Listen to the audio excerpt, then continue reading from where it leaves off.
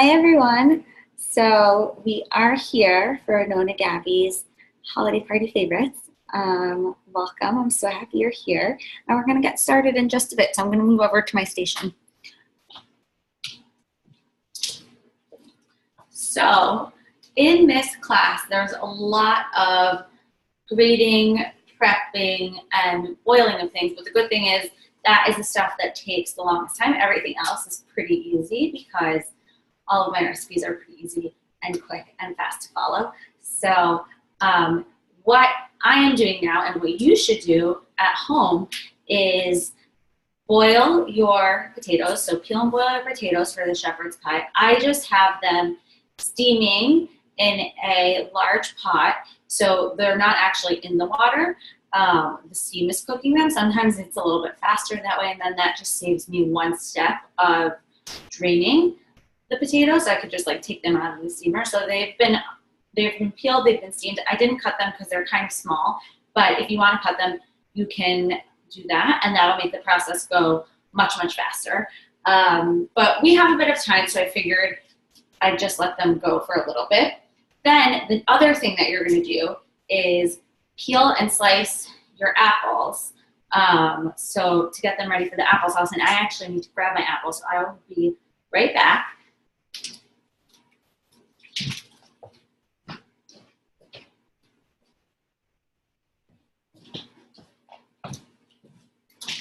And then I just have my apples soaking in some water because I peeled them and cut them into quarters. You don't have to cut them that small because they cooks down a lot, and it's just better with applesauce that you just like kind of forget about it a little bit. So applesauce is one of my favorite things to eat. I like it hot, I like it cold. I also really like it with latkes, which we are making. They're not the traditional type of latkes. They're like rainbow versions, so they're like all different colors, basically almost a rainbow, no blue or purple, but like you definitely can add purple because there are purple potatoes and they're very starchy, and I'm sure it'd be delicious with them too. So I have about a pound of apples, and I peeled and quartered them. I have a little over a pound because I know that people in my house like apples, so I'm just putting them directly into the pot to boil. And since they were soaking in water, and so I soaked them in water so that they wouldn't brown. This is a good trick because a lot of people say soak them and put lemon juice on top of them. But if you put lemon on, like a lot of lemon juice on the apples, they'll eventually taste like apples. So what I did was I just squeezed a little bit of lemon juice into the water, and that way the apples don't taste too lemony. Also, we're going to add some lemon juice to the applesauce so that I didn't want to go overboard. So what we're going to do is they're in here, and then to this I just add a cinnamon stick. I'll add 2 because I really like cinnamon. So I just have these cinnamon sticks, and they're like awesome. I just bought a bunch of them because you ran out. I use them in like to make stock and to do all kinds of things. And then I'm going to add juice of a whole lemon. So this is a pretty old lemon, so hopefully it has some juice left in it. But I realized I bought, ooh, not looking so hot. I'm going to go get a new lemon. But yeah, so this one, not so great, but I'll get a new one.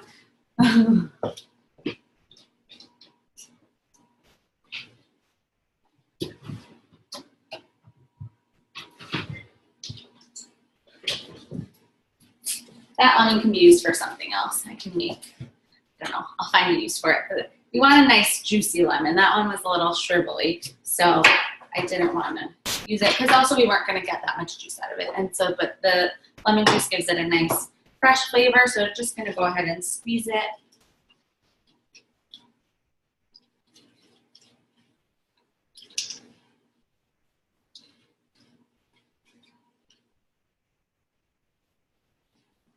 Okay, that's one lemon juice. I mean, half a lemon. Then I drink the other half.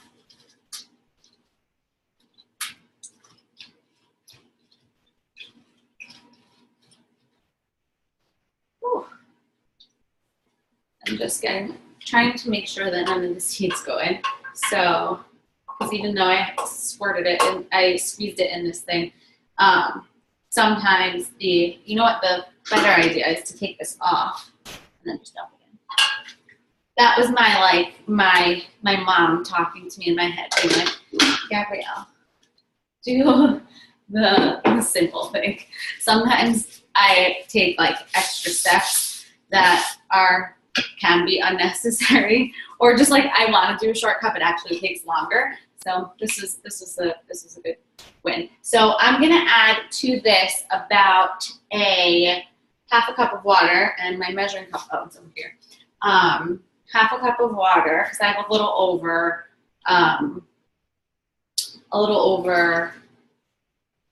a pound of apples. So I'm going to do that, and then to this I'm also adding a fresh vanilla bean. So vanilla beans are so yummy, and honestly, like I can smell it through the bag. I wouldn't be surprised if you can smell it through the computer. But vanilla beans, always better than vanilla extract. So you're just gonna, but if you don't have vanilla beans, don't worry, it'll still come out good. You just need about a teaspoon of vanilla extract, and you will be on your very merry way to some deliciously tasting applesauce. So you want to just slice it down the middle. And I don't think my knife went all the way down. So I'm just going to give it another slice, and it's kind of sticky, but, and then you see all these like lovely black seeds. I don't know if you can see, but they're getting on my hand. See? And then with a spoon, you will spoon them in. I'm just trying to separate the skin, the vanilla bean skin, because I don't know if my knife went all the way through. And then you'll take a spoon and put it in your applesauce. So this is great. This is a great way to start, because you can kind of just forget about it for a while. Because we're just going to bring it to a boil and then lower it to a simmer, and then it's just going to, like, the smells are going to permeate the house, and everyone's going to be like, oh my goodness, like, what are you cooking?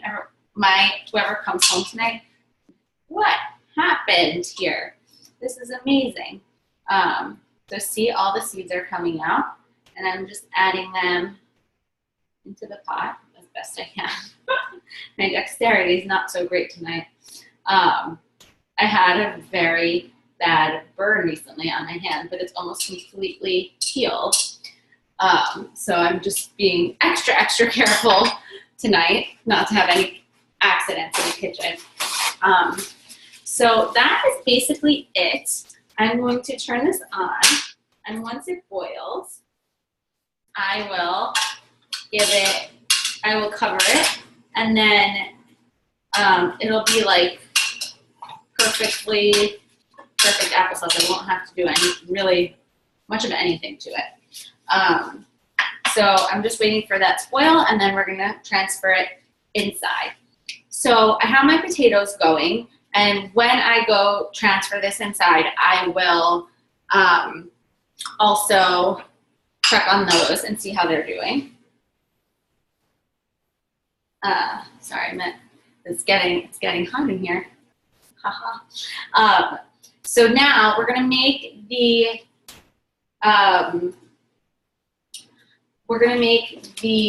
pie crust. So I'm putting this away. We're not using an onion to make the pie crust. So the pie crust for the pecan pie.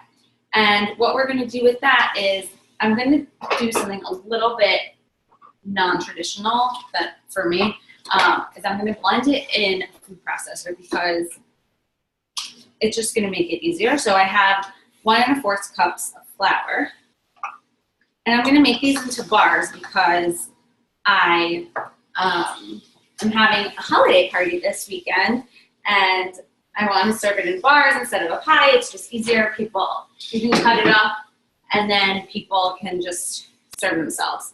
So flour goes in. I'm using oat flour. You can use regular flour. You can also use a gluten-free flour if you want to make it gluten-free. This is gluten-free because I typically try to eat mostly gluten-free if I can. This is making some lovely noises and it already smells so, so good. It's a little distracting because it's like in my face, but soon it'll be in there and it'll be less distracting. So we have in here this flour so far. I'm gonna add a little pinch of salt. And then I have cold butter here. It was from the freezer, so hopefully it's not too cold. Okay, my applesauce is boiling. So what I'm gonna do with this butter, this is a stick of butter that's going in here. What I'm gonna do with it before I transfer the stuff inside is I'm just gonna cube it. So into little cubes so that we can make a pie crust. So I normally do this with my hands, make the pie crust, because I like getting my hands ready, but tonight, as I have a little less help than usual around the kitchen, and this is, you know, when you have less people, less help, sometimes you just need to get a few more things dirty to make life easier. So that's what I'm doing right now. So just a little bit of this. Oh, and I forgot, you need some sugar, just a little bit. So I'm gonna go grab that in a second. But it's perfect because the apples need to go inside. So just cube your butter and put it in there and hang tight for 1 second. I'm going to turn this off and bring it into the other room. So we're going to lower the applesauce to a simmer and cover it. So really low heat.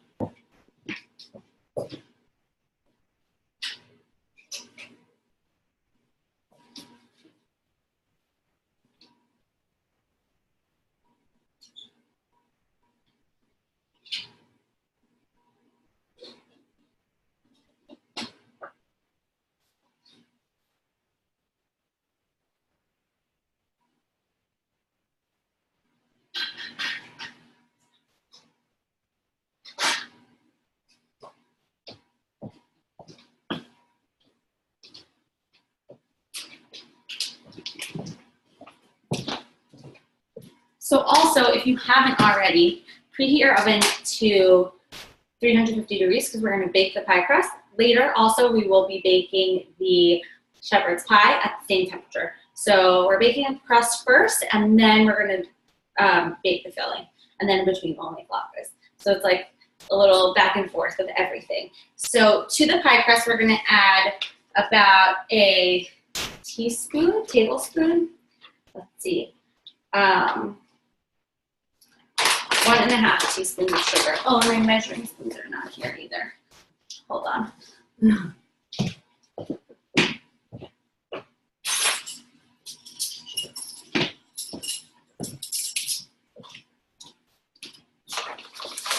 So I have 1 teaspoon and then 1/2 teaspoon of sugar. So I'm using coconut sugar because that is my sugar of choice. It's a little less sweet than the granulated sugar, but you can obviously use granulated sugar, whatever you want. I'm going to do a little switcheroo over here for a second. And we will blend the pie dough together. So make sure that everything is on tight. And then we'll just do a little, it's going to get a little loud. So we're just going to do a little chop.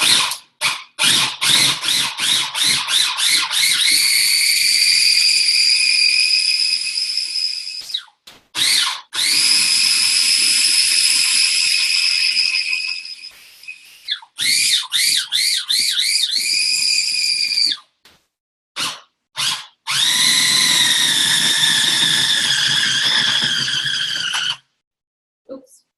See, sometimes it gets a little rough. And it went off the ledge. So now it's starting to lump up, and that's good. Oops. So we want that to happen until it becomes very thick. So see now it's like not really moving around anymore, and it looks like this. It's like a little ball. And then to this, I'm gonna add some water about, oh, I need cold water. So good thing is my apartment is freezing. So the water is always cold. So just a fourth cup of cold water. So I have my water here, my cup and my cold water. And we're just gonna connect it. I mean, we're gonna add it in. And then I'm just gonna do the same thing and blend it.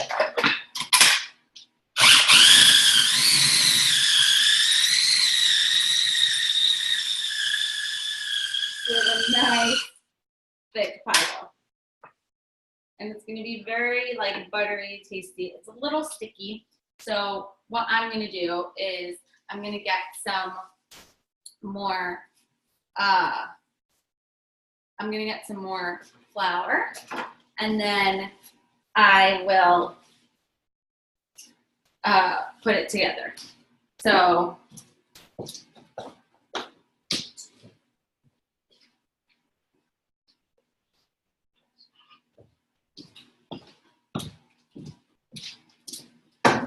we're going to detach everything and bring it out into a bowl. And I do have a bowl somewhere, not here, so I might have to leave you again. That's okay. And I'm just cleaning this off very carefully because we don't want to have any accidents.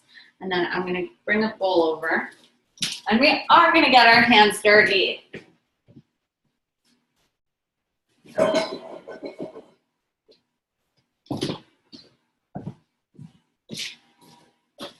This is a great hack where if you want, I see, you know who I see doing this, who I love? Deb Perlman. And she is one of my favorites. She's the author of Smitten Kitchen. And she makes pies a lot. And I love watching her do her thing. So she gave me the idea to use the food processor as a way to make pie crust. And it's really genius because you can avoid getting your hands dirty. But obviously for me, it's not a day that you don't get your hands dirty without doing it. So hold on one second. I just want to make sure that that you can see everything. So I have my pie crust in here, and I just added some flour to it. And just to make it a little less sticky, which is perfect. It's like the perfect consistency. I probably added like an extra tablespoon. But the trick is to have really cold butter, really cold water, and you will have a good pie crust. Doesn't take too much. So now, since I'm going to make these into bars, I'm going to bring out my Pyrex that I'm going to make it in. So here it is. And then I'm going to grease the bottom of it with some coconut oil. And the way I grease my pans is usually I take a paper towel and I stick it in the coconut oil, just like get a little swab and clean paper towel, and then I'll have some coconut oil in here, and then it just melts directly onto the pan as you spread it around, because it melts when it comes in contact with your body heat, because it melts pretty fast. And then I'm just going to press the pie dough into the Pyrex. So just give it one last thing. You don't want it to be too floury. We're going to bake it, so it's fine. It's going to cook. And then the filling is going to be really, really, really delicious. So this is going to be pretty thin. We'll press it out. If you wanted, you could also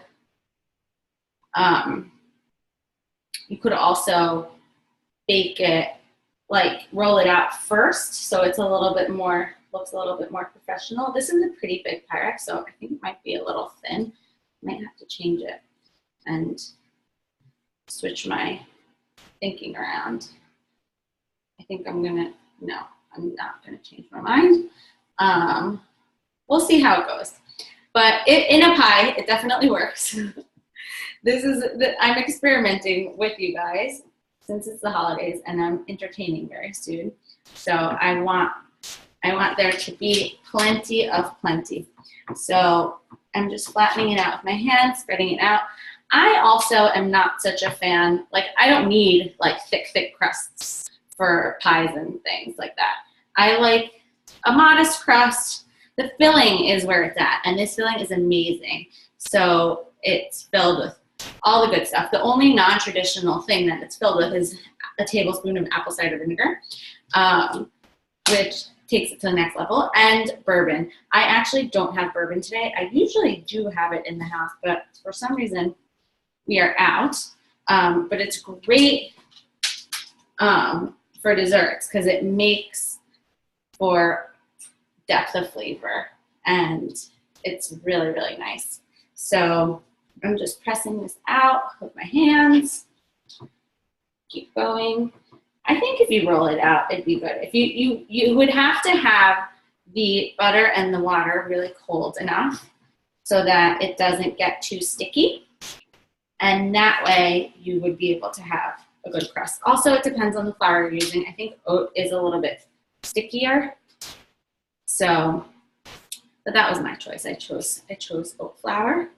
But you can use, if you use regular flour, like a pastry flour, that would be, it would be a lot less sticky. Also, like the less you're handsy with it, I think the better it is. But we will have fun serving this up on Friday. I can't believe it's only Wednesday because I feel like Friday's tomorrow, but it's not. But I guess it's a long weekend because we have Christmas coming up, and a lot of people are already on their vacations, it seems like. A lot of people I know are on their vacations already. So I'm just getting ready for mine. Sadly, I am not going on vacation anytime soon, but actually in January I'll be traveling a bit, but the holiday season is in New York, which I can't really complain about because I love being in New York. Okay, so finally, flattened out my pie crust, and I'm going to move it into the oven.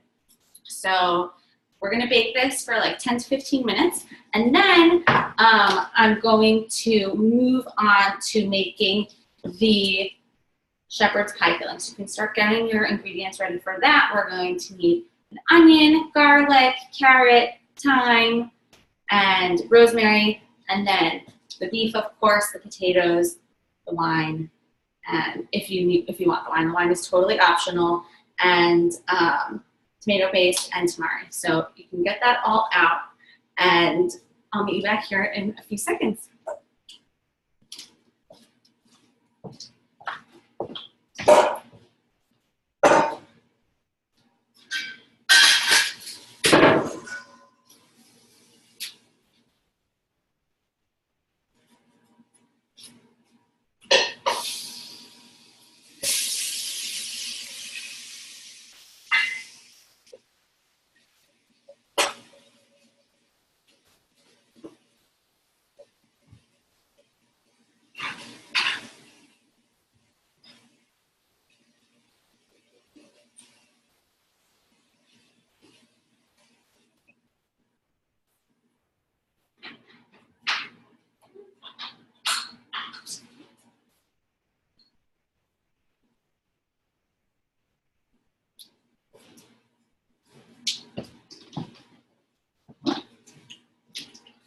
Okay, so one little faux pas and thing that happens to me a lot is that when I'm steaming things, I forget about them, especially potatoes, and then they burn the bottom of the pot. So my bottom of my pot is completely black right now, but it's okay because I have a steel bowl and I can clean it. And that's the thing about doing a lot of things at once is that sometimes you forget about things. But don't worry, because everything is totally fine. And the potatoes, I just tasted the potatoes and they taste totally fine. So that's a total win.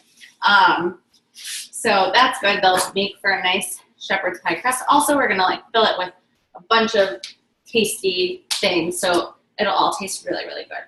Okay, so what I'm gonna do now is I'm going to cut my onion and then dice my carrot really small, and then we're also going to chop a celery, a couple of garlic cloves. So I have my cast iron. We're going to cook it. I'm going to get it all cooking in the cast iron. So I'm just going to chop it and put it directly in there. We're not turning it on yet. So we're just going to do a bit of a smallish chop.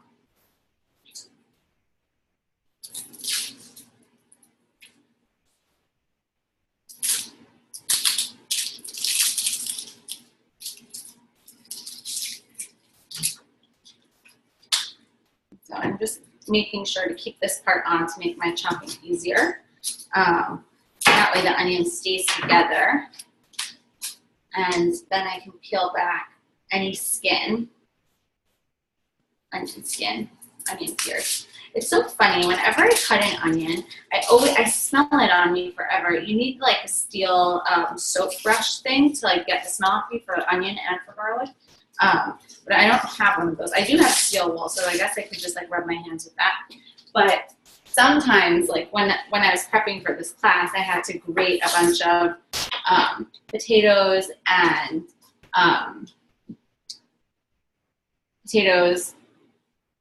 onions. Well, just one onion for the latkes, and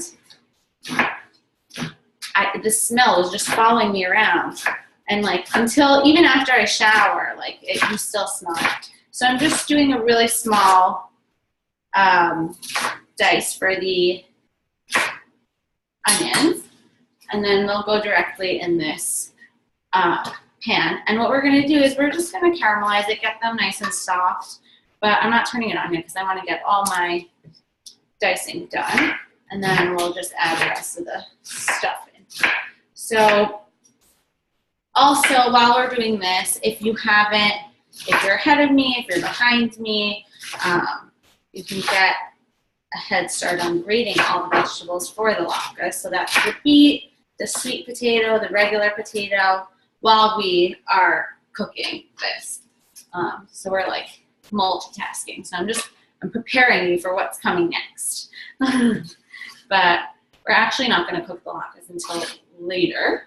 Now I have my carrot, just do a little dice, and then also we're going to put peas in here, but I won't add them until the end because I love peas. I know some people don't like peas. If you don't like peas, feel free to omit them. You could add celery to this. Another great thing about shepherd's pie is you can make mini versions, which is also so great for entertaining because you can have them in little cupcake dishes.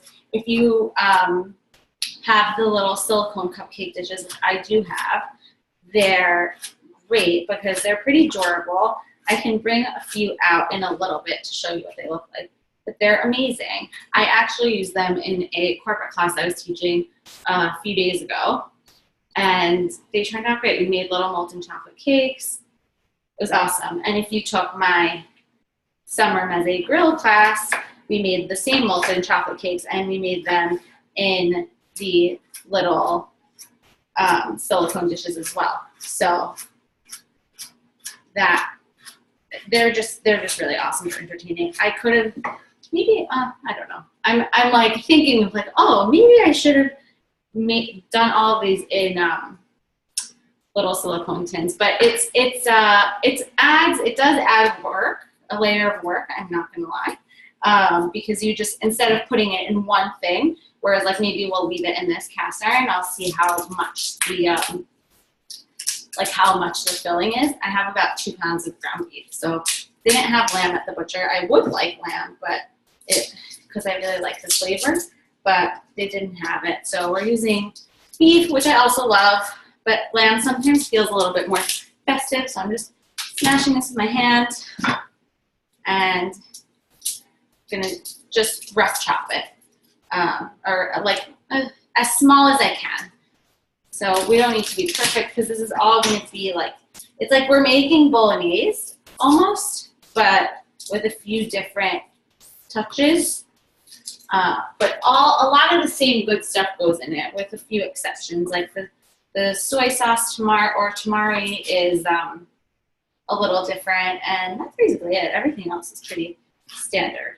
So just chopping it. So what I normally do is I slice it and then I just run my knife through a few times until the pieces look small enough.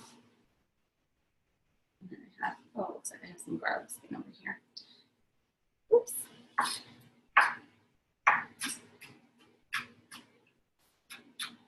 And then I'll run through my knife another time.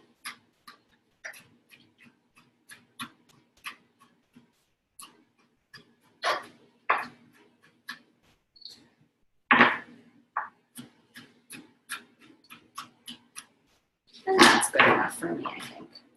Because also when garlic's like really small, it tends to burn. It burns really, really quickly.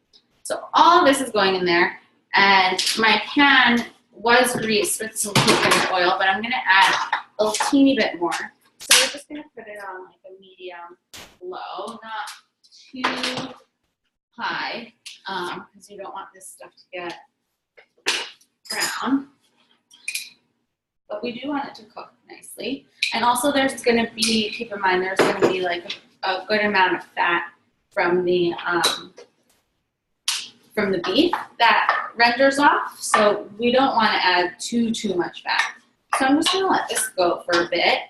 And in the meantime, I'll get my herbs ready. And then we can season it with some salt. So season with a bit of salt. And some black pepper.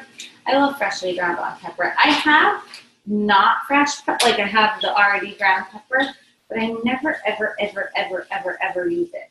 I don't know why. I just really like, maybe it's just the act. Maybe I just like being busy with my hands and I like cracking pepper. Okay, so there's that. And then we're gonna use a sprig of rosemary. So it depends if you like your rosemary like big, you can have it just rough off the branches. I'm gonna run my knife through it because there's some branches on here and I kind of want to get them, I don't want it to be too twiggy. But this is a lovely, lovely bunch, very processed, and as you can see,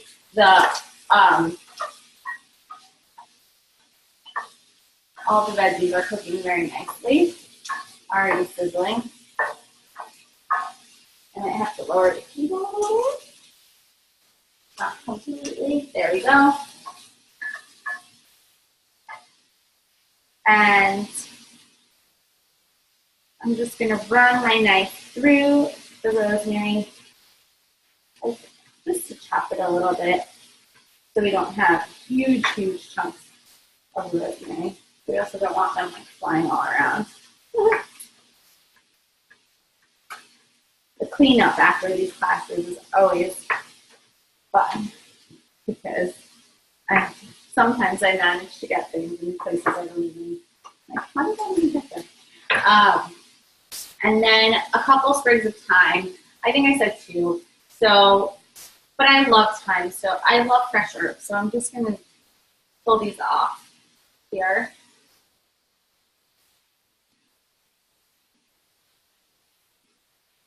Just directly onto my cutting board. I don't want to add them in just yet. I'll add them in once the beef's in because they cook pretty quickly. And again with this, like if you get a twig or 2 in, the thyme twigs are a little bit smaller, so there's also very, like, there's so much thyme on here. Like, I don't know, they've been, the herbs I've been buying have been like great and very plentiful, so I can't complain.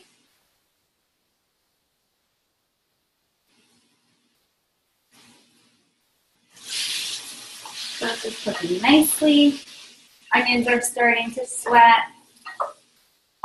Carrots are getting soft. So you really want to have a nice sweat on the onions, because you want them to be soft enough once we add the meat in. So we're just going to wait until that happens.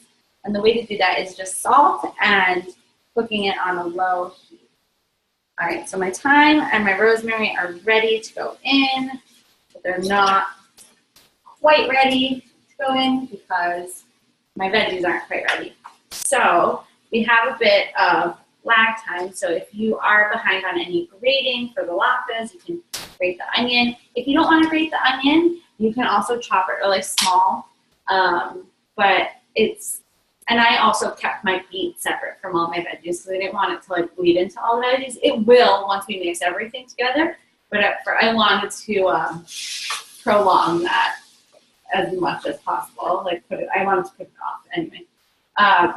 So these are cooking, and then I'm gonna go bring the potatoes in so we can get the crust ready for the shepherd's pie. So basically what it's going to be is a meat layer on the bottom, and then just like this potato crust that's gonna get really crispy. We're gonna add some yummy stuff to it. So I will be right back with the potatoes.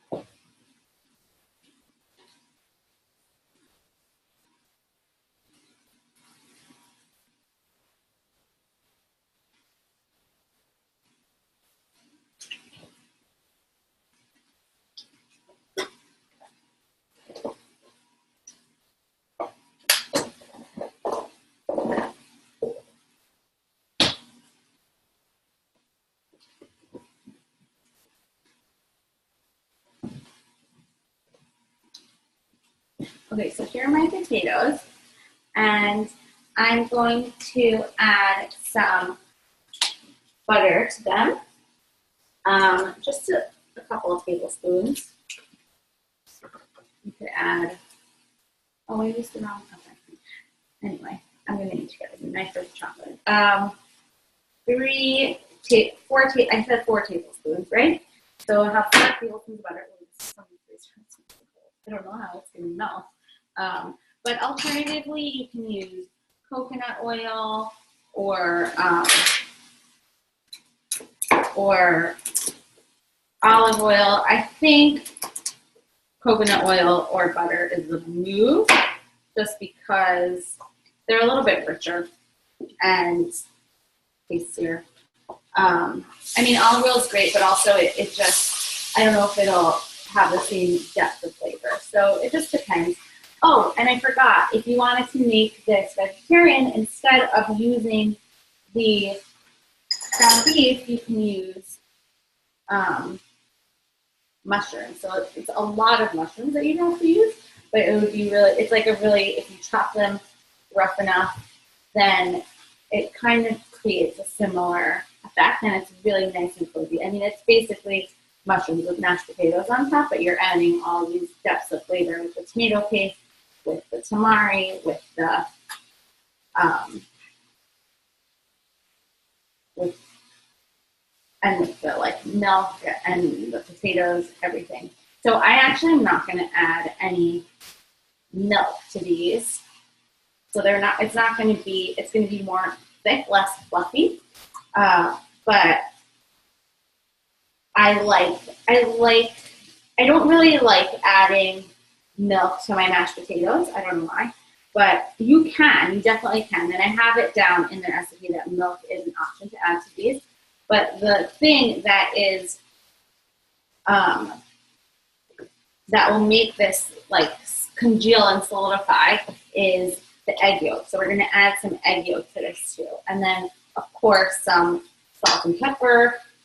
I'm just waiting for the butter to melt. So a few grinds of pepper, a bit of salt. These guys look good.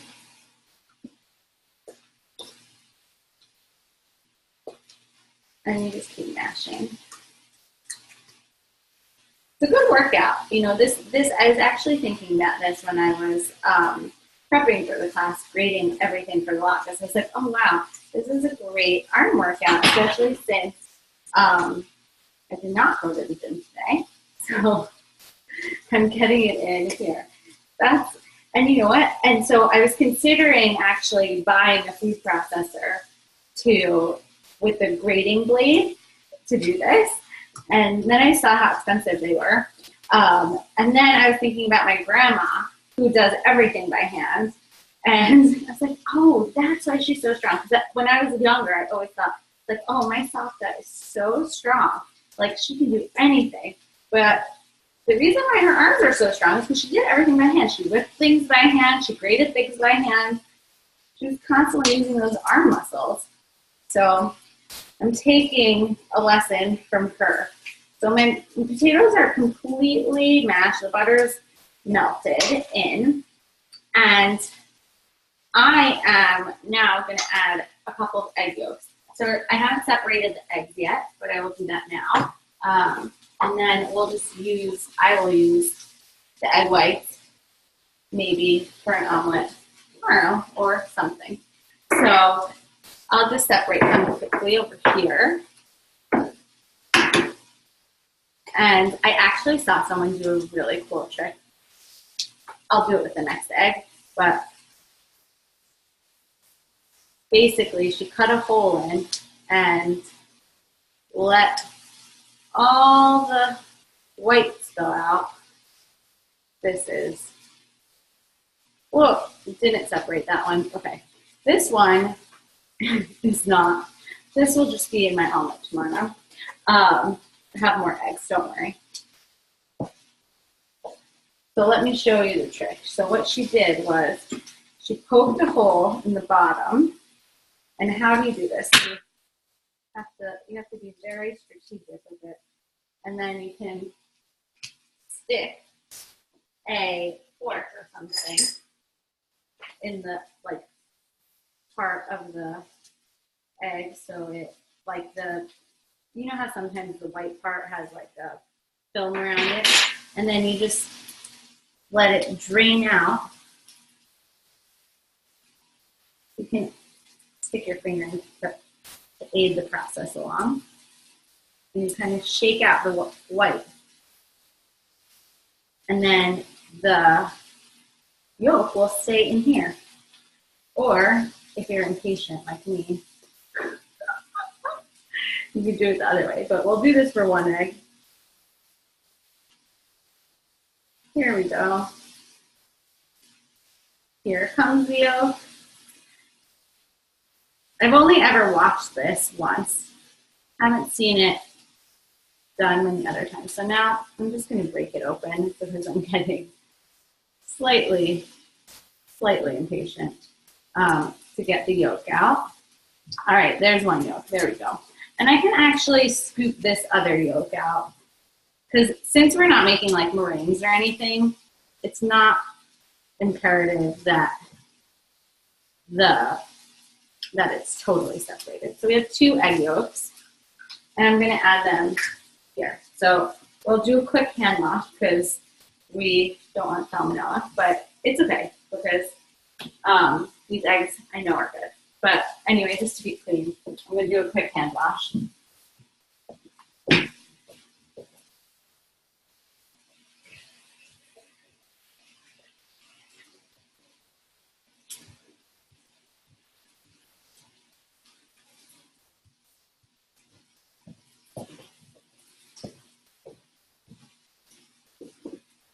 So then I'm going to add these egg yolks in. And then this is the point at which you would also add any milk in. I think I said about a fourth cup. Let's check. I think it was a fourth cup.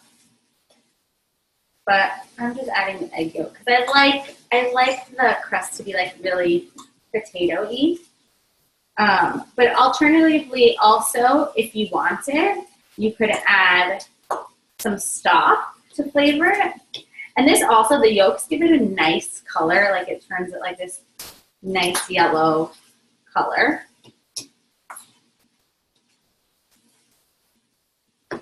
And now I think we're about ready to add the meat in. So I have 2 pounds of beef from my favorite local butchers. And I'm just gonna plop it right in out of the plastic. If I give it to me in. And then just let that cook down a little.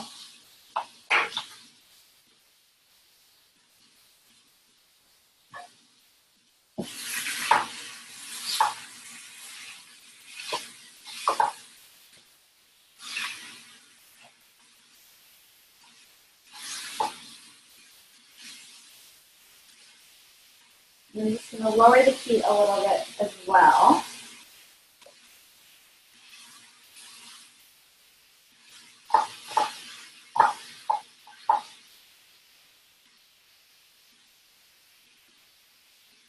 And this will cook for, oops, the heat is off. I temperamental in there. Okay. And then I'll just give this a final whirl. Oh yeah, so if you didn't want to use milk to make it creamy, you could also use chicken stock. You could also use some sour cream, a little bit less sour cream, obviously, than milk. You can use sour cream instead of butter. There's so many things you can do. You can even add chives or anything else directly into this to make it more herby. But this is going to make a lovely crust. So I'm just thinking now, oh, maybe I'll do a bottom layer and a top layer.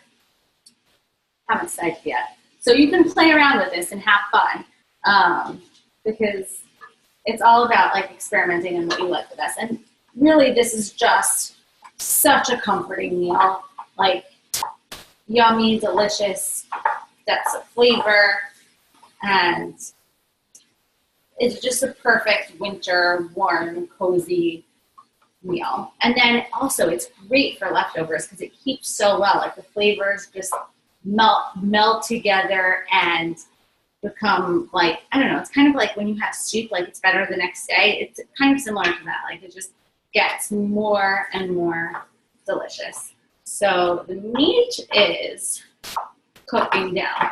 With quite a bit of meat. It looks like a lot right now in the pot, but it'll cook down significantly. And yeah, so we'll just wait and see. I might keep it in here and just bake it in here so we have it, but I'm actually rethinking about it and thinking that I will not do that because this is my only cast iron and I want to have use of it. If you have more than one cast iron, go for it because they're great. It's a great way to save like cleanup of another dish because they're oven safe. So you can saute in it and then stick it in the oven. And they're great to clean. They're great to have around. I love my cast iron. And now, actually, I'm going to go check on the pie crust, the sweet pie crust, and see how it's doing.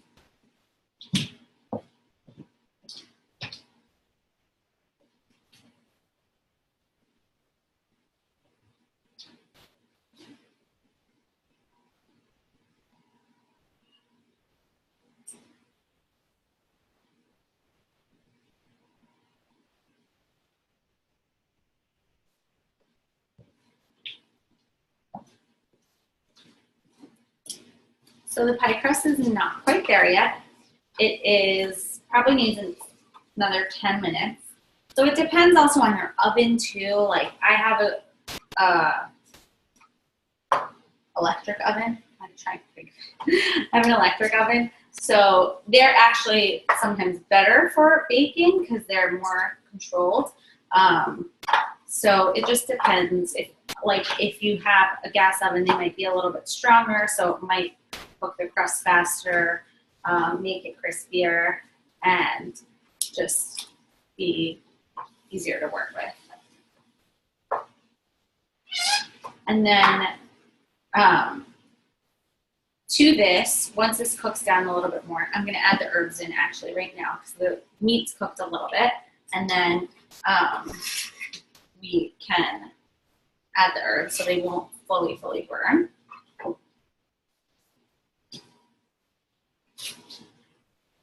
And then you immediately get hit in the face with all these smells. It's great.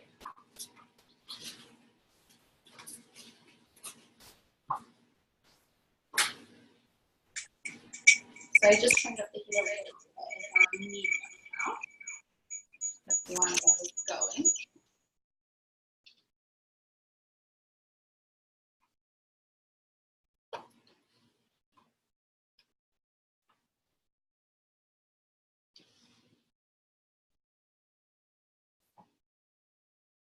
And we have lovely stuff happening. Okay, so we're gonna let this cook down for a little bit longer, let some fat render off. And then I will I'm gonna chop these scallions for the latkes that we're making. So I'm gonna chop about 3 scallions. Scallions, chives, green onion, I don't know, I never know what to call them. Everyone's something different, but they are green onions, and I just take the side bits off that are kind of wonky, and then I use most of it, most of the green and white. So these will give a nice, lovely color to our latkes, the green color. So we have red, green, orange, and white. So that's a good amount of the rainbow. Red, green, white. What are we missing? Blue and purple. So like I said, purple is totally doable because they have purple potatoes. They also have blue potatoes. So next year, maybe next year, I'll do a full rainbow latke. I don't know how it'll come out. Do you think it would just come out brown? The artists over here. If we mix all the colors, what do we get? Brown. All my green onions. And you can chop, they don't have to be perfect, but I like a little green onion. They're gonna be very oniony. Ooh, so this is looking pretty soupy now, because I guess a lot of fat's coming off this beef, and you wanna give it a stir, because you want the beef to be totally minced. So it's like a mincemeat pie. And we'll just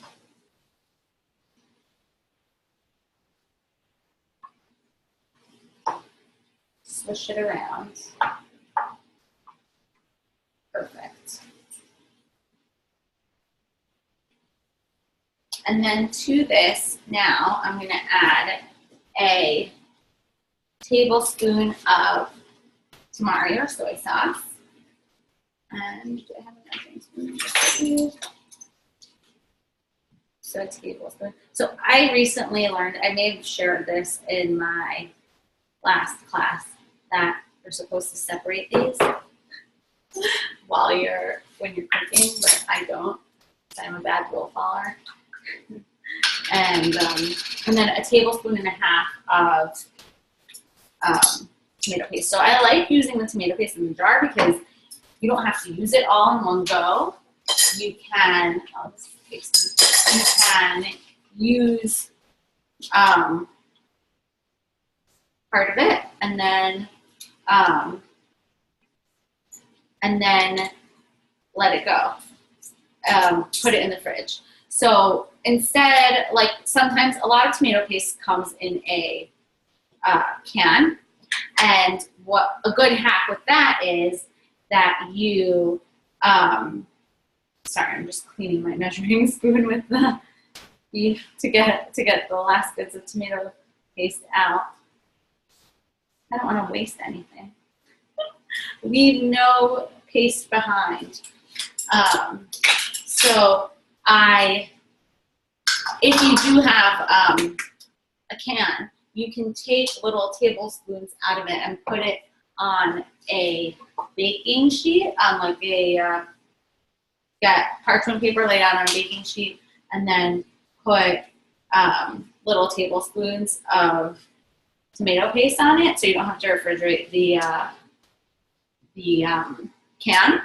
And then you can put it in the freezer, and then once it's frozen, you can put them in a bag and put them back in the freezer, and then you have little tablespoons of tomato paste. So that's a cool little life hack. So this is all melding together beautifully. I think the beef is pretty much all cooked. And then what we're gonna do is we're gonna add some red cooking wine, which I have. This is optional, just another layer of flavor. So if you don't have red wine around that you want to use, don't worry. So I'm adding that in, and then we're going to reduce it, like totally reduce it. So that means like we want all the liquid to evaporate. So we can crank up the heat a tiny bit and just let that go. And then give it a little stir.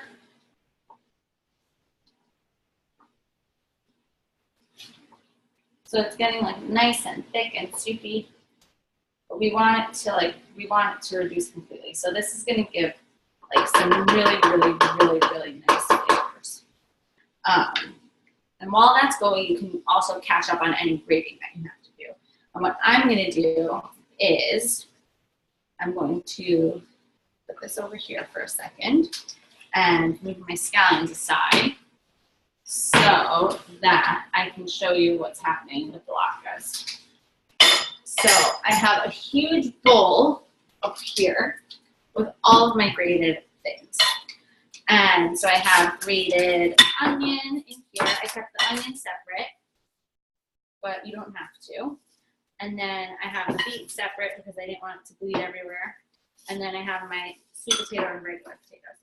So latkes have a lot of potatoes have a lot of excess water, right? So we want to squeeze the water out. I'm going to, so I have my little garbage bowl here, and in this onion, there's a lot of water too. So I'm just going to do that and release all the water from the onion. So what you can also do is just like squeeze it out and transfer it to a new bowl. So that's what I normally would do. So I'm moving all of the potatoes to here, and then an easy way to get the water out is by putting a little bit of salt in it. I didn't add that much salt because I wasn't so concerned. So I'm just squeezing any water out. So you see how it's coming out into this bowl from my sweet potato mix. So you want to do that as best you can for all the veggies. So squeezing the water out. Just give them 2 good squeezes each. Ooh, I really smell. I'm getting like a beef facial right now. All the beef steam. And then just squeezing the water out.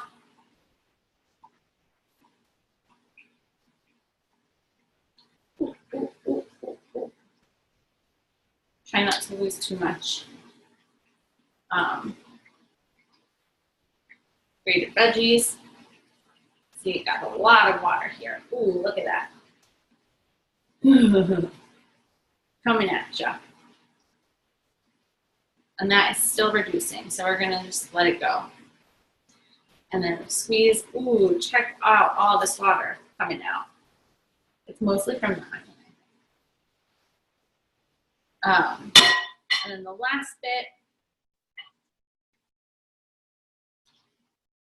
Ooh.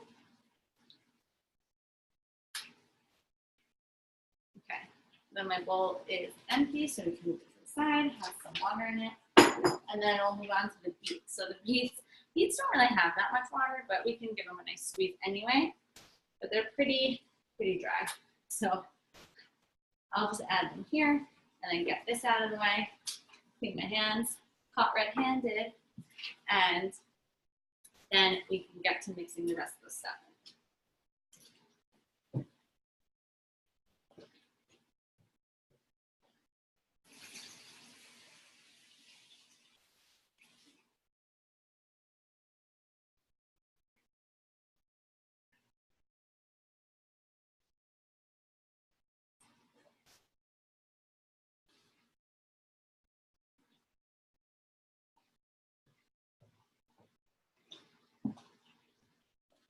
Also, I just checked on the pie crust and I'm happy to report that it is doing very well.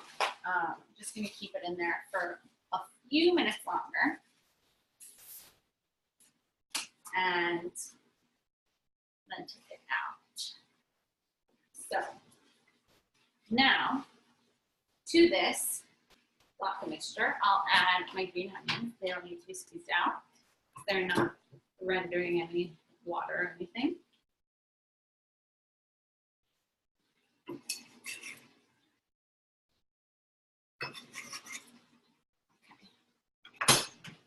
Out of the way.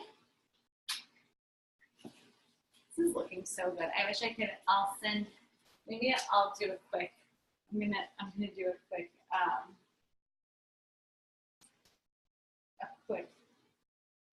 boomerang. Just because it looks so good, so you guys can see it.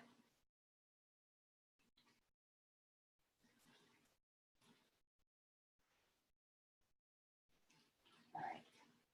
Oh. Ah.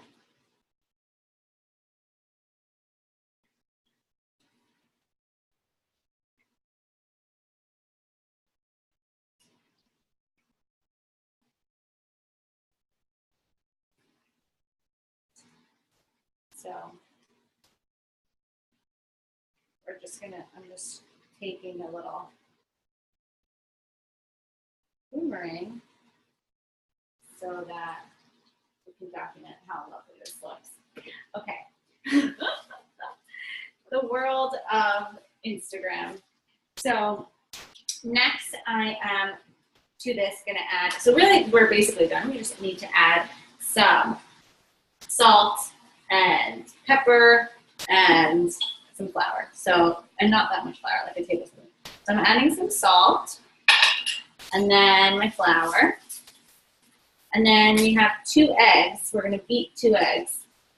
So I'm gonna actually use the egg whites that I have here and then an extra egg because egg whites actually help a lot with, oops, there's a eggshell. So shell attracts shell. So if you get shell in your eggs that you're trying to beat, just scoop it out with a shell. And that makes for an easy way to get it out. So I'm just gonna beat the eggs before I spy another shell. Get it out. A second.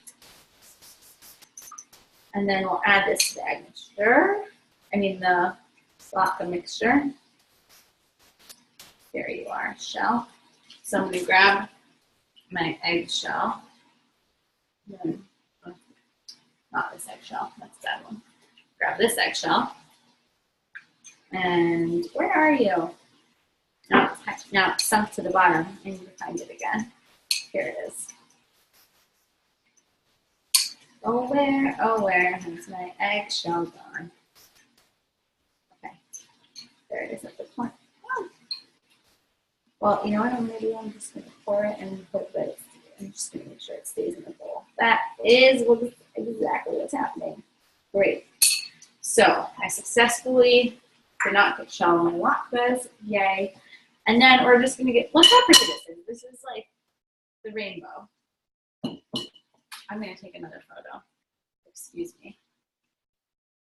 I'm here on my own tonight, so I don't have a documenter.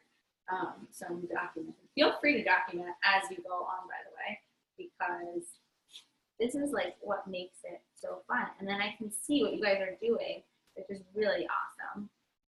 So This looks really great. And then I'm just gonna mix it together.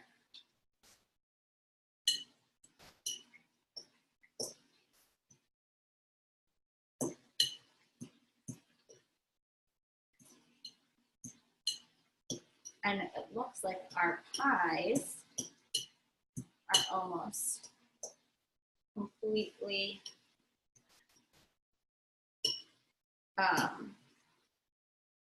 the pies. I mean, the beef is almost completely cooked down, meaning the wine has reduced mostly. So this latke mixture is really staying together so much. I think I'm gonna need to add a little bit more flour and maybe one more egg, because I added one egg and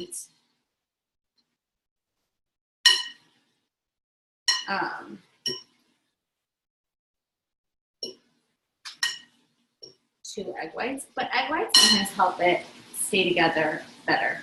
Okay, so this is almost reduced. I'm gonna take a break from the latkes and focus on the beef for a second.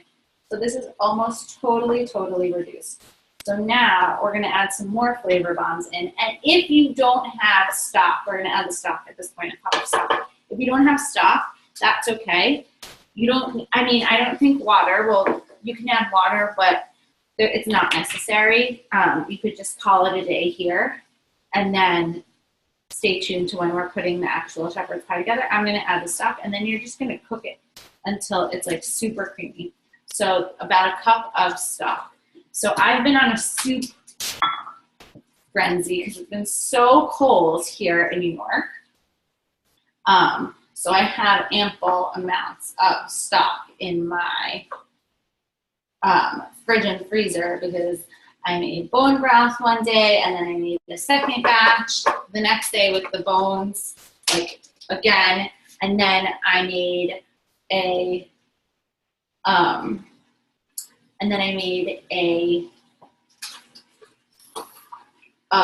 chicken soup because I had, so I'm adding one more egg. I cheated and didn't really add 2 eggs, so I just added some egg whites and an egg. But I'll do 2 eggs, like I said.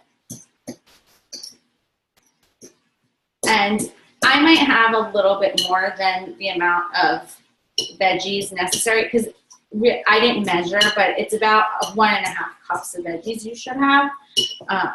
So if you have a little more, you might have to adjust. And I'm using brown rice flour to make it thick because brown rice flour gets really nice and crispy. It's kind of like matzo meal. You can also use matzo meal if you have it.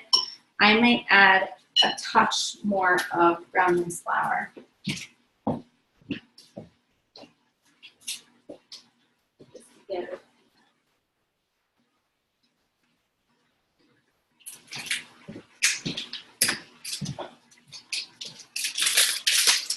Just to get it to that point. So just a little bit. Just a little bit. And sometimes these are great also. I mean, Hanukkah, yes, obviously, great reason to have latkes, but also in the winter time and in the morning, breakfast latkes, they're the best. You can have a fried egg on it, poached egg on it, next to scrambled eggs. So we have our mixture here, and we just need to get it fried up, but we're waiting for this shepherd's pie mixture to cook down a little bit. Then what I'm going to do is we can begin to get together the ingredients for the pie filling, for the sweet pie filling. But right now, I'm going to take out the pie crust that's in the oven because it's probably ready.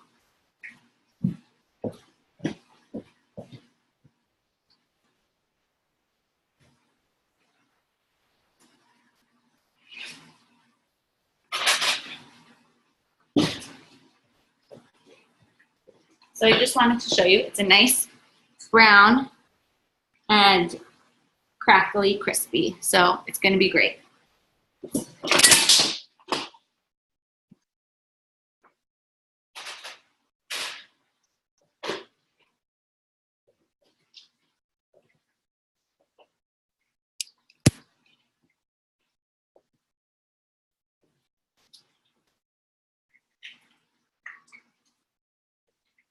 Okay, so this is cooking down. And then for our pie filling, what we're gonna do is, so this is a step that I really like. You can use chocolate chips instead of this, by the way, but I really like chopping chocolate. So I'm gonna use about 1.5 bars of chocolate. I think that's like 5 ounces worth. So I'm just gonna roughly chop it, but actually the knife I used got contaminated with onion, so I don't want to use an oniony knife.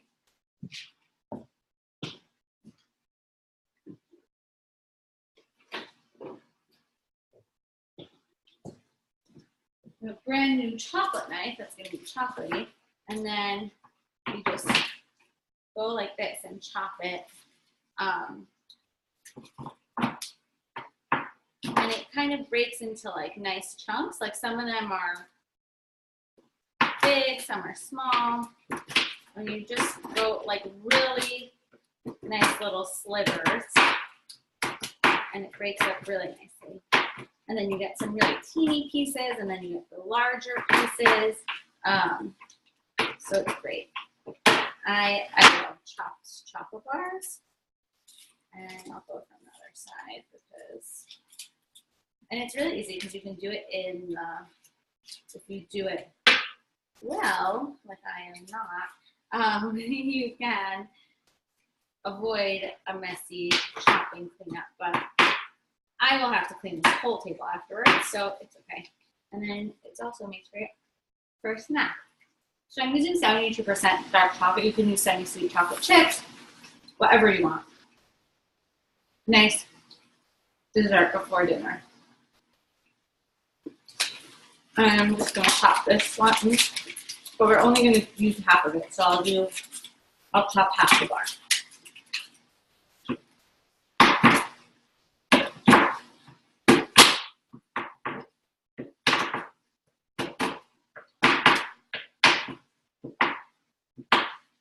Great.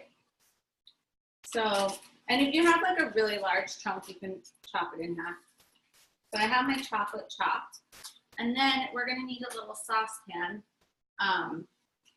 but it's not gonna go on here yet because this is still reducing. You want it to get nice and creamy, which is almost there, and thick.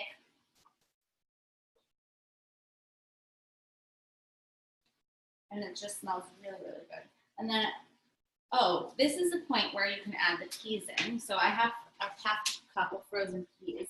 So I'm just gonna add them in now. Because you don't want them to get too overcooked. I add them like more towards the end because they really don't take that much time to cook.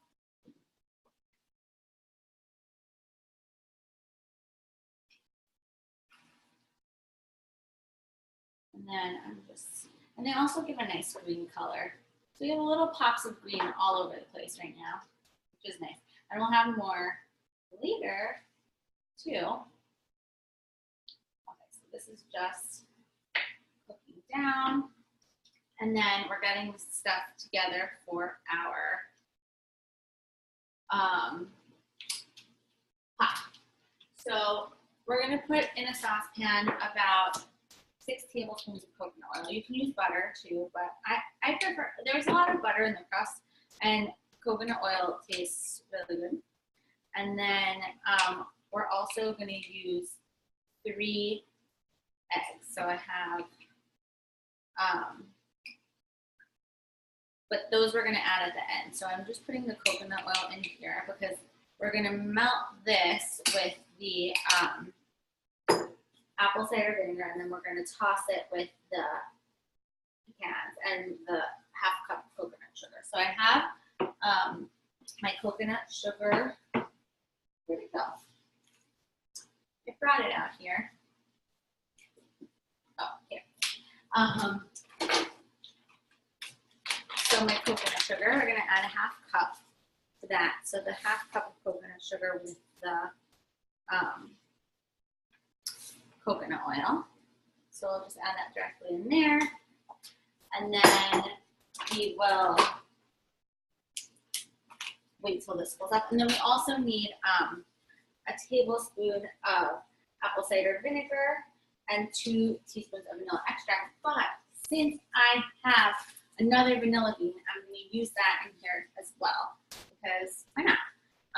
So we'll do the same thing, and I will clean this knife off with chocolate, and then I will run my knife down here. So this is pretty, it feels like I'm cutting into a mealworm because I had to dissect a mealworm once in school when I was in elementary school, and it was very sad. And you just want to, and it kind of felt like the same texture. It was like dried and taxidermy. I don't know, you know how they preserve it. Anyway, this is getting morbid, but so I'm just going to scrape this in.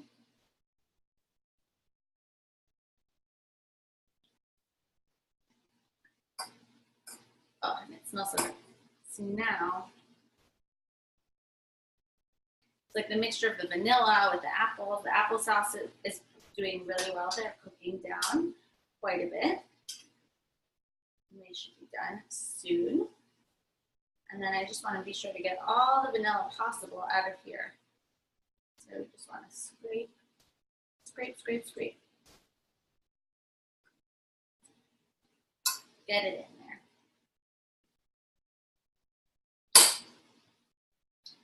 And really,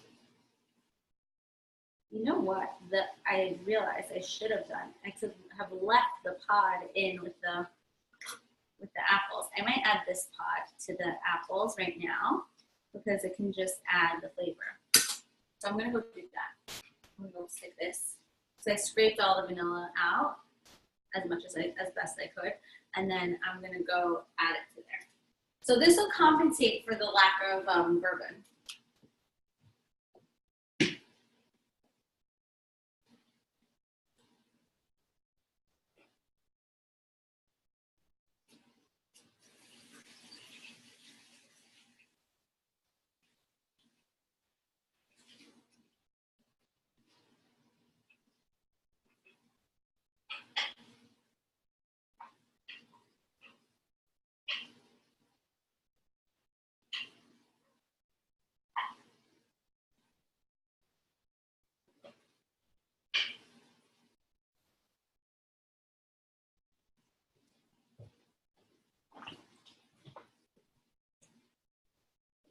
Okay, so this is just about ready to come off.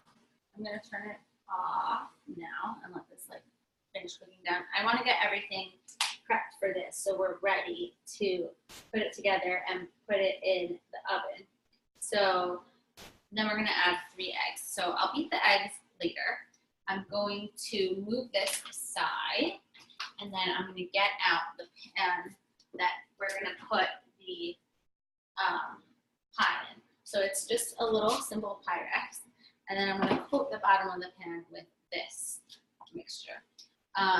So I just need a spoon that is not, oh, here, I can use this coconut oil spoon.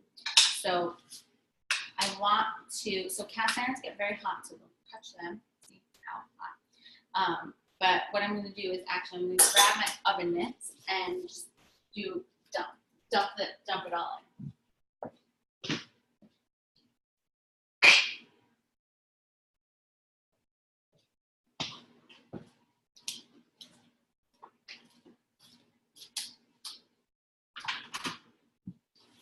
And then this juice will also grate. So it's like kind of like a big casserole dish. So I'm gonna just flatten it so that it is deep enough. Oh, I didn't make a bottom crust. It's okay. Did not make a bottom crust. So we have a lot of eggs in this meal, which is good if you like eggs. And then we're gonna top it with this guy. And then you can also, if you wanted to go nuts, you can add cheese on top, like Parmesan or whatever your favorite cheeses. But I think this is good enough. And then what my grandma Molly sometimes would do, she would make these twice baked potatoes, which are really good. And when she would put the top on, she would make it kind of like this. I'll show you in a second. She would make this cool design with it. So what she would do is spread it out so that it was like flat. So I want to get it nice and even. So this Pyrex has a lid. So I was thinking ahead that we can have this for lunch tomorrow as well as a little snack tonight. And then you just create a little pattern with the fork, and it looks really pretty. But I'm trying to make it so that the potato part is even first. So I'm just spreading it out as evenly as possible. And then I think I want my lines to go the other way. Oh, I'm doing this right now. And then it creates a nice pattern. And then these individual lines get really nice and crispy when you put them in the oven. And if you broil it for the last second, it will be really nice and crispy. So this is going to go in the oven. So it's cool because you can see my layering, but this will go in the oven for 20 minutes. So I'm going to do that now. And then we can get to filling our pie and latke frying.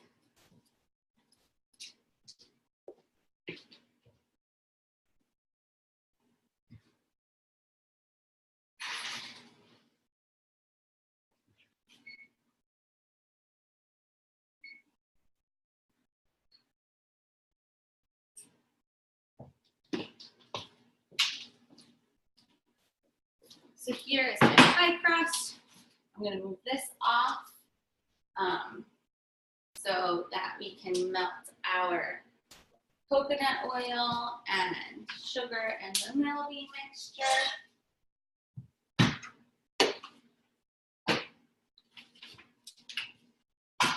Which will be really swift. And then we'll add, we have 2 cups of pecans that we'll be working with. Oh, and let me grab the apple cider vinegar. It's hot. Oh, you can't. You have the beautiful latke view. But we're working here, melting the coconut oil and the sugar.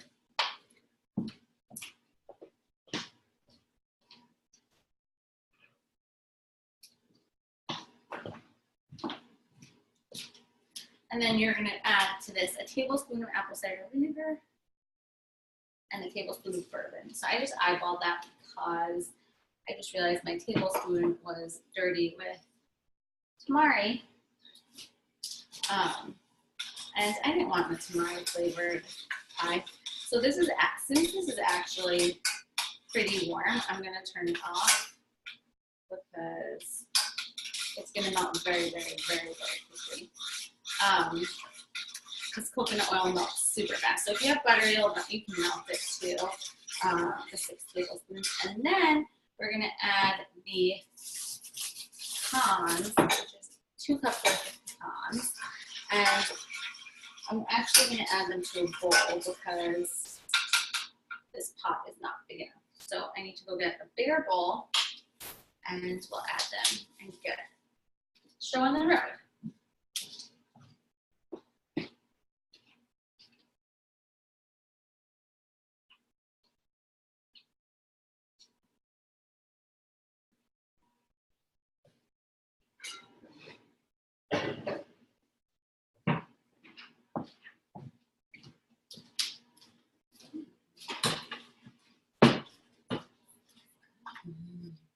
Yeah, we're making. So I'm just cleaning the bottom of this pot so all the sugar comes out. We don't want that to stick. Oh, and it smells so good because of the vanilla. And a good way to actually get this out, I'm going to put some pecans in here. Pecans, and then stir them around. And then I'll put the rest in here, and we'll just mix this around.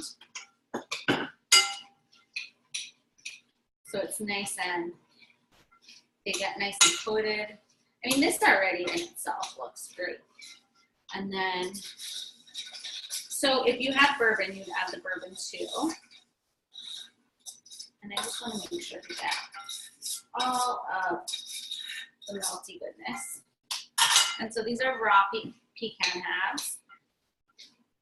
And this is just like the simplest, like anything you could ever make pie.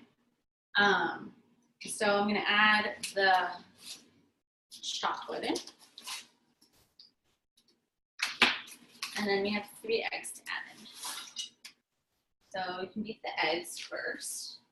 And I'm going to just do that right in here. The eggs are here. 1, 2, 3. So we have egg number 1, egg number 2, and egg number 3. And we'll just give it a quick whisk.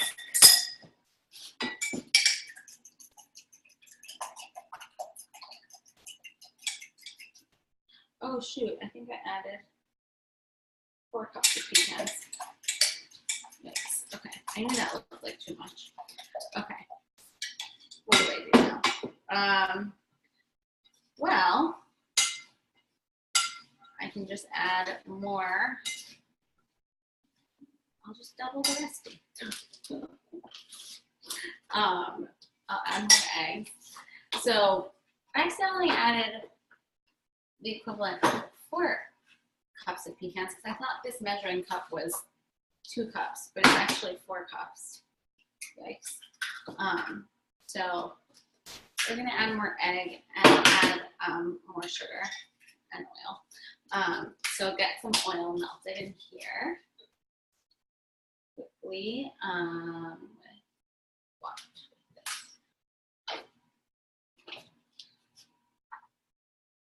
Just whinge more. No one's gonna complain about extra pecan pie, right? Oh, I need double the amount. That's okay. So add, that's about 6 tablespoons. And then we'll just melt this down. Good thing I noticed that. I knew it looked like too much, but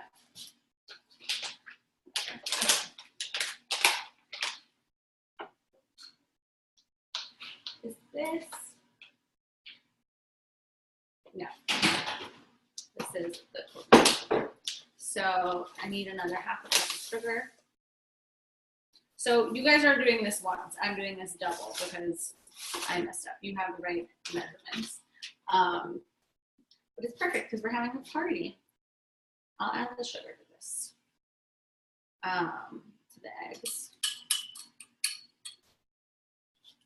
And it's perfect because I'm making bars. So there's lots of surface area to cover. I did it on purpose, guys.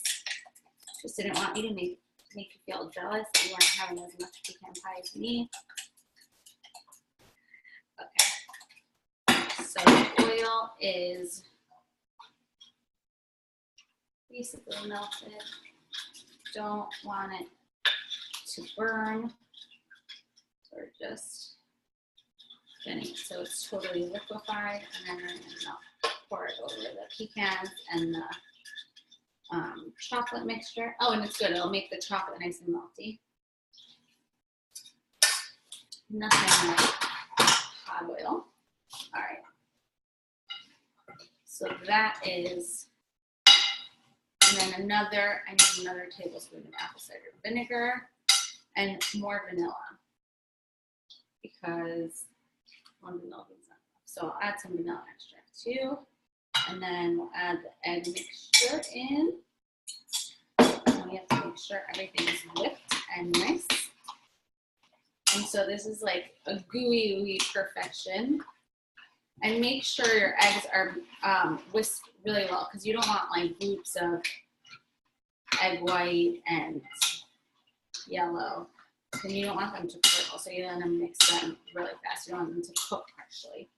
So I'm gonna add, so this is like a baker's nightmare, but since I'm me, I am not really phased. So just a little bit of apple cider vinegar again, because I'm doing this twice. And I'm gonna go grab my vanilla extract. I'm using vanilla beans, but because I accidentally doubled the recipe, we are going to need some more vanilla extract. So I'll go grab that before we add this to our pie.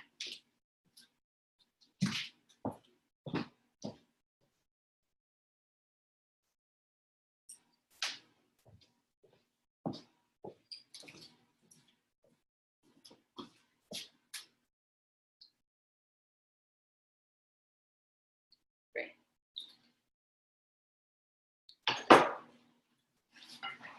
So it's nice and creamy. Some of the chocolate is a little melty, but not quite, because they're pretty big chunks. And I'm just gonna pour this in to my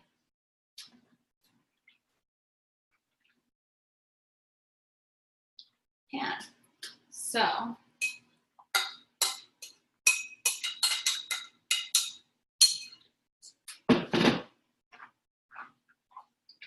chocolate pecan heaven. And just want it to spread out, and it'll even out. You want it to be, oh wait, did I have 2 eggs or 3 eggs? Oh man, my brain is just on another planet.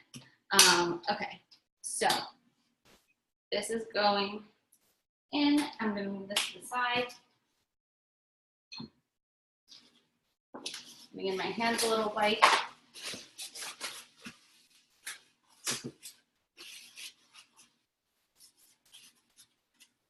And I'm just gonna make sure this is spread out evenly.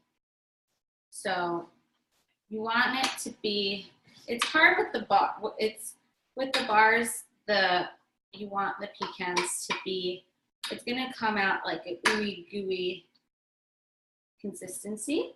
So you really, really just want it to be nice and even. It looks like for me, I have some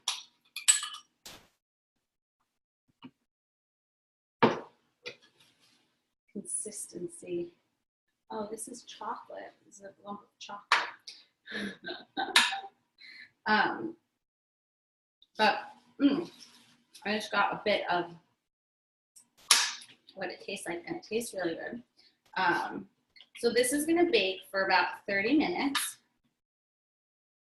and it's gonna be really yummy and tasty, and the pecans are gonna be, I mean, you can't really mess this up because it's all good things in one place. So if it comes out crumbly or not, that's okay. I'm gonna stick it in, and then we'll see how it goes.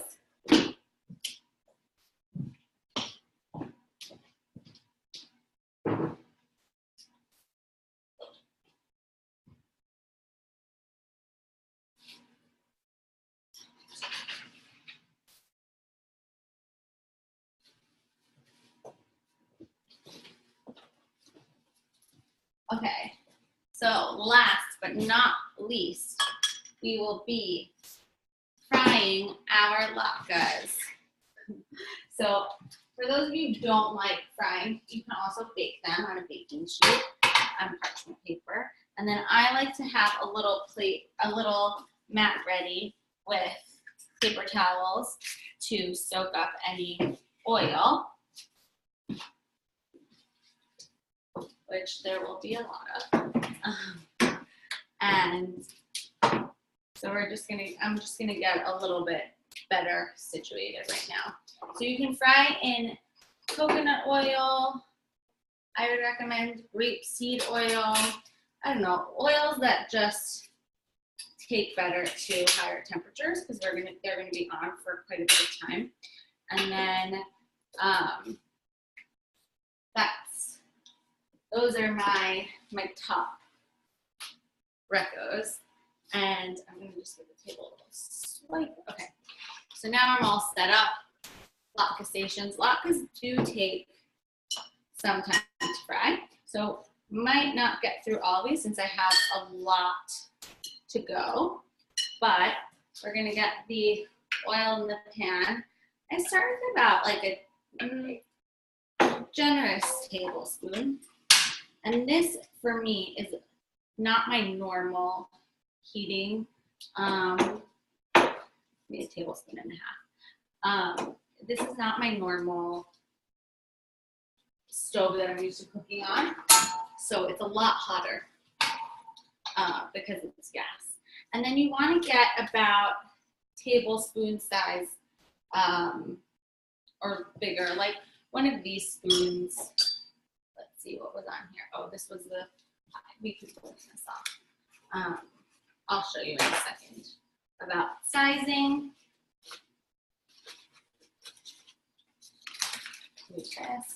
Sorry, guys.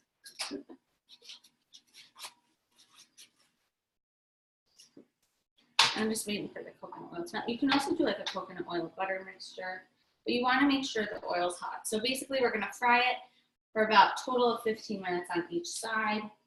And these, you can also, what you can do is make the latke mixture and then fry them per order. So like, let's say you want to have this in the fridge.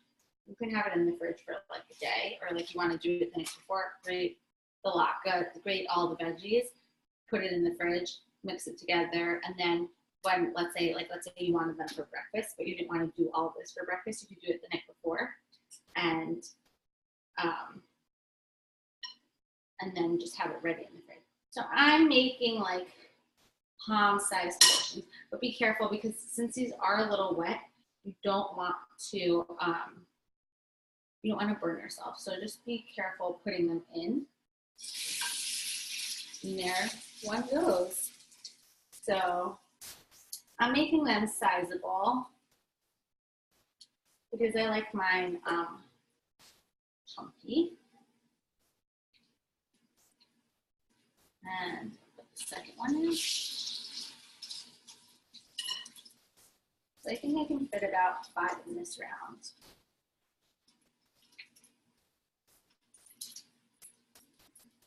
And we have about 10 minutes left on the pie. The apples just smell so good. So whatever damage I did with like burning my other thing, it's like totally gone because the apples have taken over. And then I have my fourth latke. So I do better palmful. I have a small palms though, so it might be your palms are thicker. And you want to make sure it's together. I might need to add a little bit more coconut oil to the pan.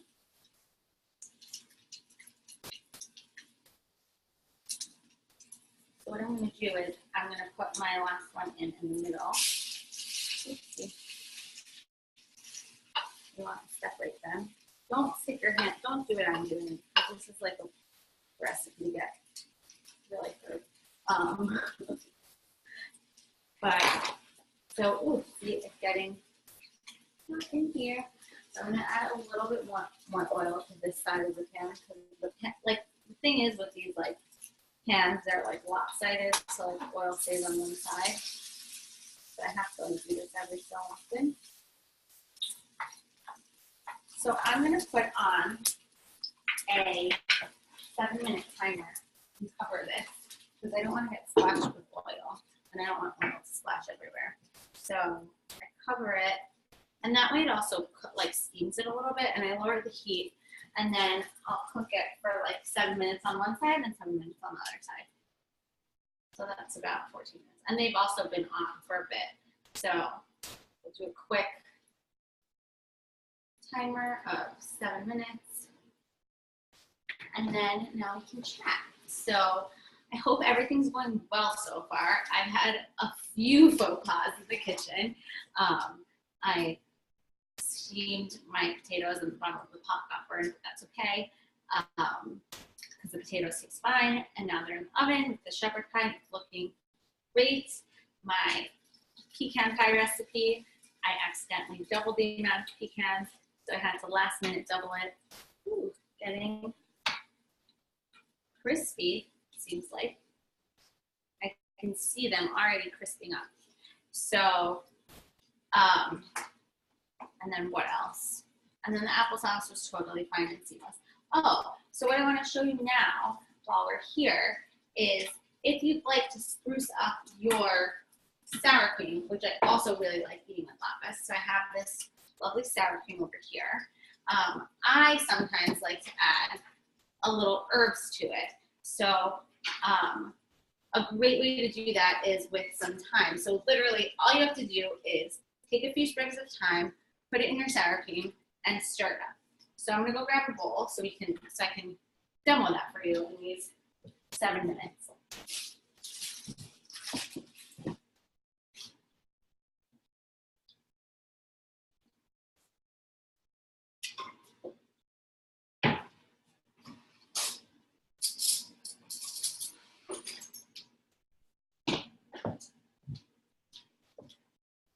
So I'm not going to put all the sour cream in because I'm anticipating that some of my guests will be purists and want to have their sour cream just as plain sour cream.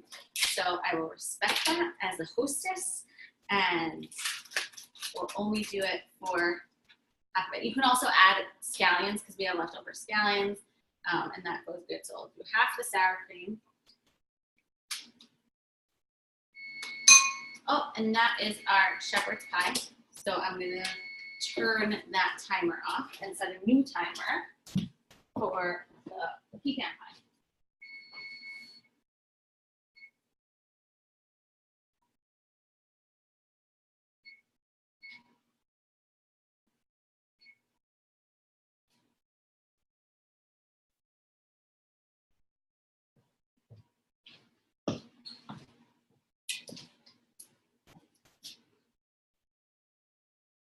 And then I'm just going to add a couple of sprigs of thyme directly to the sour cream.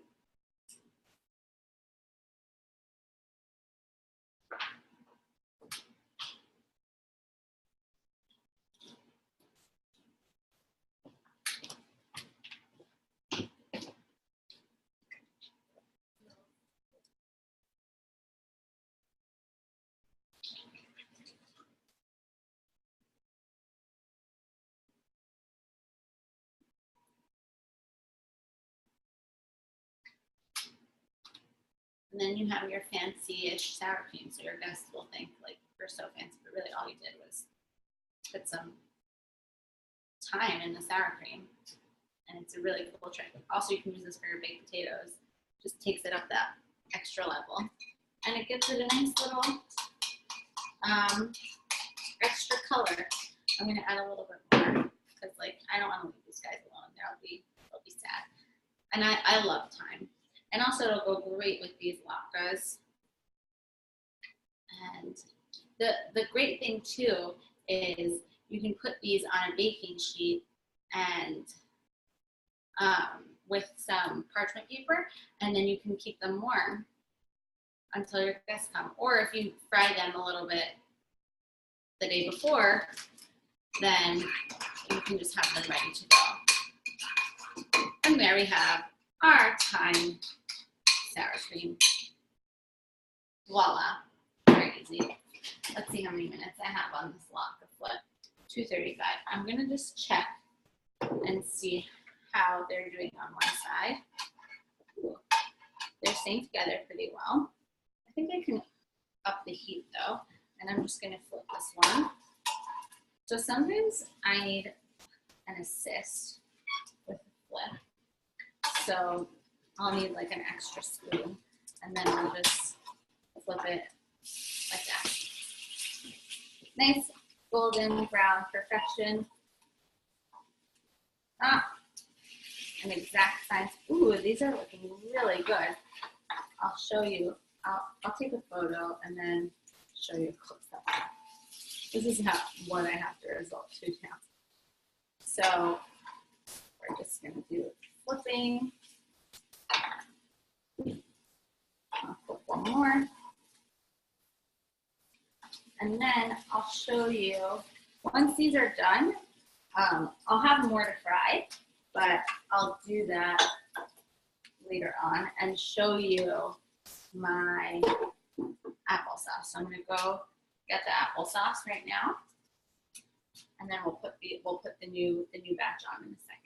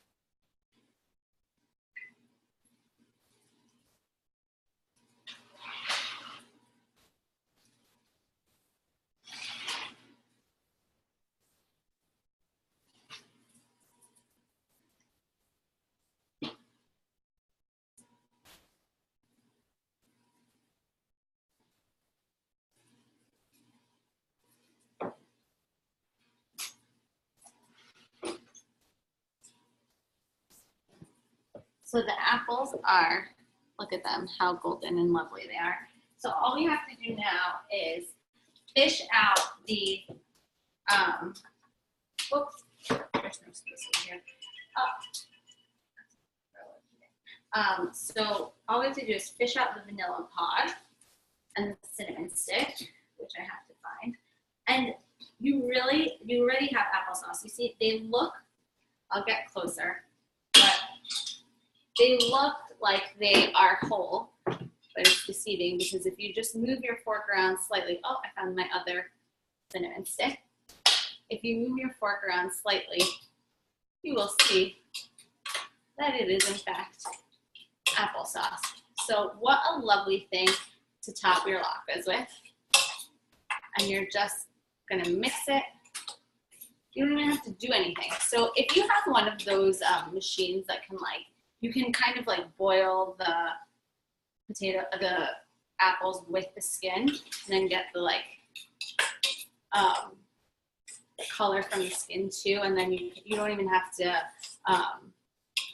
core them or anything, but it's just, I'm gonna get closer so you can see. But I just literally, you saw what I did with the fork. And then here is your lovely chunky applesauce. I'm gonna bring a bowl to put it in so you can see better what it looks like.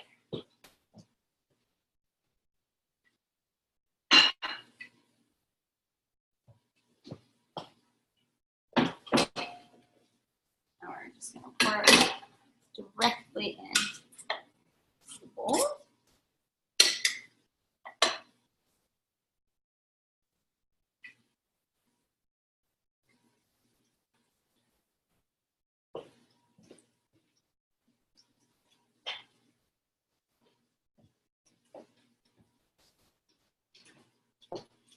And it's like this lovely pile of goodness, ready to have tomorrow.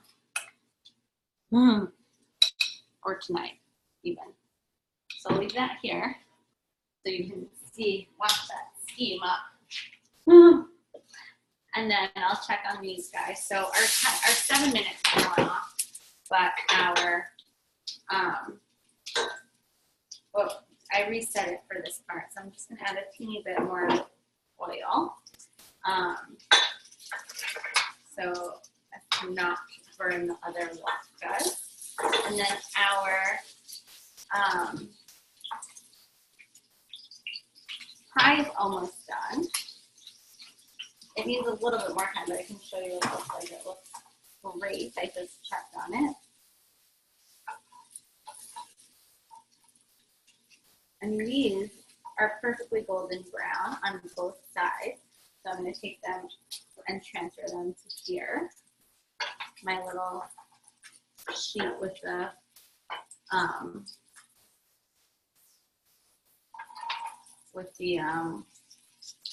what's the doozies? Paper towels.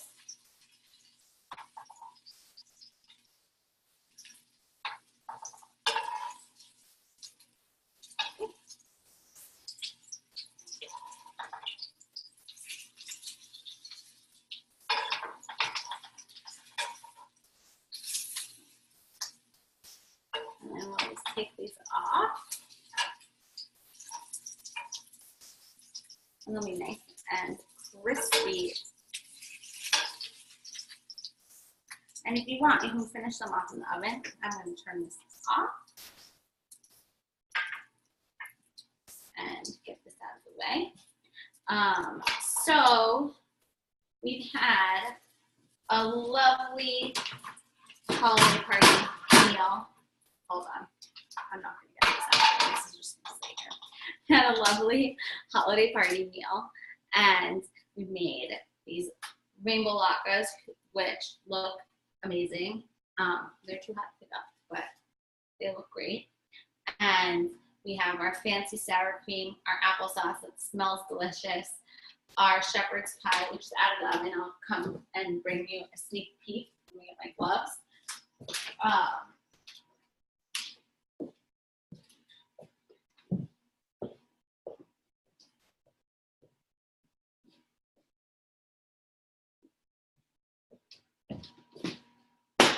Check that layering out and check this top out. Look at that. Beautiful. And then we also have our pecan pie bars.